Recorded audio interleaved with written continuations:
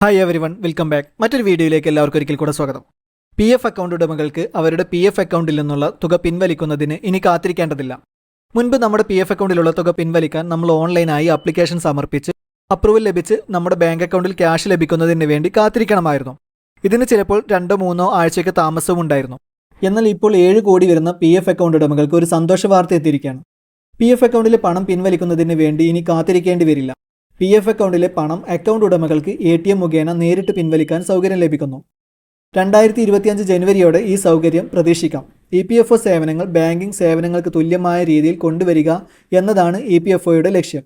P F account ഉടമകൾക്ക് അത്യാവശ്യ ഘട്ടങ്ങളിൽ ക്ലെയിം ലഭിക്കുന്നത് വേഗത്തിലാക്കുക എന്നതാണ് ഇതിലൂടെ EPFO ലക്ഷ്യമിടുന്നത്. മുൻപത്തെ സംവിധാനത്തിലൂടെ പി എഫ് അക്കൗണ്ടിലെ പണം ലഭിക്കാൻ ആപ്ലിക്കേഷൻ സമർപ്പിച്ച് അത് EPFO ഓഫീസിൽ നിന്നും വെരിഫിക്കേഷൻ ചെയ്ത ശേഷം മാത്രമേ അപ്രൂവൽ ലഭിക്കുമായിരുന്നുള്ളൂ. അത്യാവശ്യ ഘട്ടങ്ങളിൽ തൊഴിലാളികൾക്ക് പണം പിൻവലിക്കുന്നതിനുള്ള കാലതാമസം ഒഴിവാക്കി പെട്ടെന്ന് ക്ലെയിം നൽകുകയാണ് പുതിയ സംവിധാനത്തിലൂടെ ലക്ഷ്യമിടുന്നത്.